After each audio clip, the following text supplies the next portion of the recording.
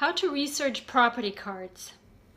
Hi, this is Julia M. Spencer. I'm a real estate advisor, investor, and your #1 source for real estate advice online. This video is about how to research property cards to find out information about real estate.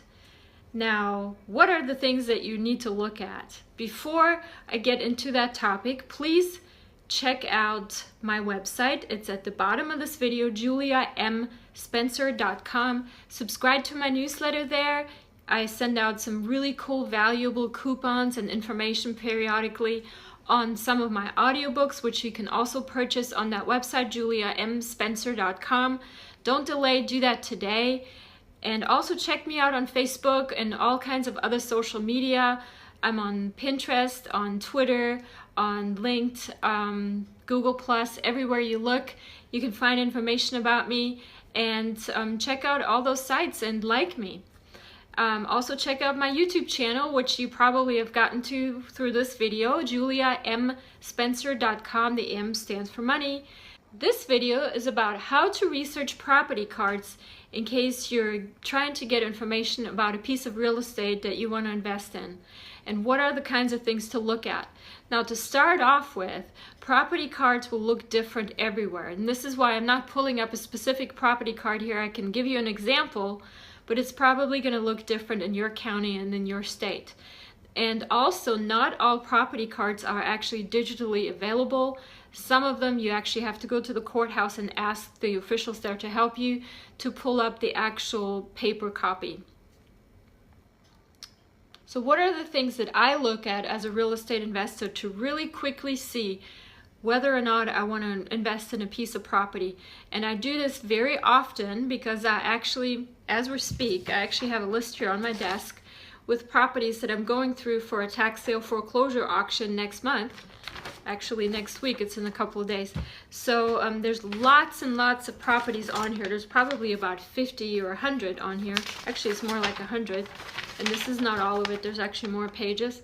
And how do you actually, I mean, you can't possibly drive to all these properties and look at them to see which ones are good and which ones aren't. So how do you do it quickly? So here's my process. So what are the things that I look at when I research property cards? And I just had to turn off the light a little bit because it was reflecting. But here are basically the 5 things that I look at when I research property cards. Actually, the first thing that I look at, which I wrote down last, is the picture. Sometimes the property cards online have a picture. You can immediately see what kind of house it is from that picture. And if it's basically, believe it or not, there's actually pictures that tax assessors take and place on the property card. Sometimes they have little order to obey signs or yellow little placards on it or notices. And sometimes it even says on there whether a property is condemned, which means the property is not worth anything. You would have to tear it down. It's just a liability. I don't bid on those. So the picture is the first thing that I look at. The second thing that I look at is the assessed value, or I'm going backwards here, #1. Assessed value. It will tell you on the property cards how much is the building worth, how much is the land worth, and how much is the total value. Now, mind you, the assessed value by the tax assessors is not the same as market value. Market value could actually be much higher than your assessed value, usually not lower, but usually sometimes anyways higher. So that's where you can see how much is the building worth, how much is the land worth. Now the land obviously is indestructible, more or less, I guess you could say. But basically, if you took the building away, how much is that piece of real estate still worth? And if that is an amount that's much greater than what you're going to bid on, then that might be a good investment. So you want to always know what is the building value and what is the land value. Second thing that I look at, I'm sorry, it's the third thing because I'm going backwards. Homestead, whether it's a homestead. If you're bidding on tax sale foreclosures, this is important, especially because a lot of the redemption rules in some states say that if a place is a homestead, then the minimum bid, it has to be a certain amount. Also, the redemption periods are sometimes different depending on whether property is a homestead. And what does that mean, that a property is a homestead? That just means that the owner that owns that property actually lives there. It's not a rental, it's not an investment, it doesn't belong to some bank or something, but it's actually the person that lives there actually owns that property.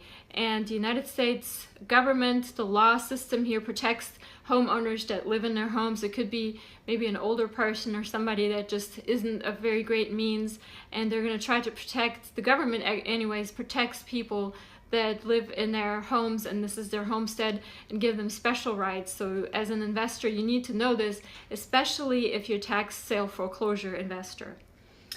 The third thing that I look at is size. A lot of the properties that go up for auction are super small, especially where I live. Anything that has a really small square footage, this is where you can determine whether the assessed value is actually a good value or not. Because if basically you have a property that's 1,000 square feet and it's worth $50,000 according to assessed value, that property is much more valuable than a property that has 2,000 square feet and is assessed at $50,000, because basically that second property, the larger one, is worth half than the first one. And I will teach you later on and in my audiobooks what that actually means. But it's kind of like the value, the assessed value kind of corresponds with the size, because you can't really decide whether an assessed value is a good value if you don't know the size of the property. If you have a property that's assessed at maybe $20,000 and for the whole property, for the lot and the land, but the property itself is 500 square feet, I mean, it's basically an outdoor storage shack. It's maybe a piece of property maybe somebody lived in, but it's basically a small, tiny property that you probably don't want to invest in. Now, my rule of thumb is I don't invest in any properties that are under 1,000 square feet. That's kind of like the size that I like to stay in, 1,000 to 1,500. I don't buy the little buildings that are 400 or 500 square feet. Those are really, really hard to market, really hard resale value, and very, very hard to rent as well. So anything under 1,000 square feet, I stay away from it. Those are very difficult properties to get rid of if you purchase them at a tax sale foreclosure. And the last thing, which is the fourth thing on this list, is ownership and sales info. There's a section usually on all property cards where it tells you basically the transaction history of that property, how many times that property has changed hands and when. And sometimes they have special codes in there that tell you whether the transfer was made. I'm going to turn on the light again. And whether the transfer was made with a qualified transfer, such as a regular sale, or whether it was a quitclaim deed, or whether it was a tax sale. So you can kind of decipher from it how many times that property has changed hands. It has the dates on there, and you can kind of get the history from it. So basically, when this information, ownership, sales info is very small, that just means that the property has been in the same person's hands for a very long time, and for whatever reason they didn't pay the taxes on it, now it's at the auction, or they didn't pay the mortgage or whatever. But it's been in the same person's hands for a long time. Now, these things are very important, and I will teach you in my newest audiobook on tax sale foreclosures why they are important, and what that means when a property hasn't changed hands much.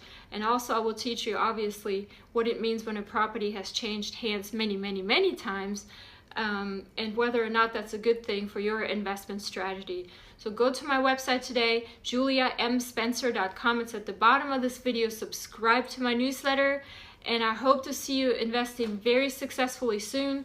Send me your questions. I love to hear them. Thank you. Julia M. Spencer. For your free guide to real estate investing, visit juliamspencer.com.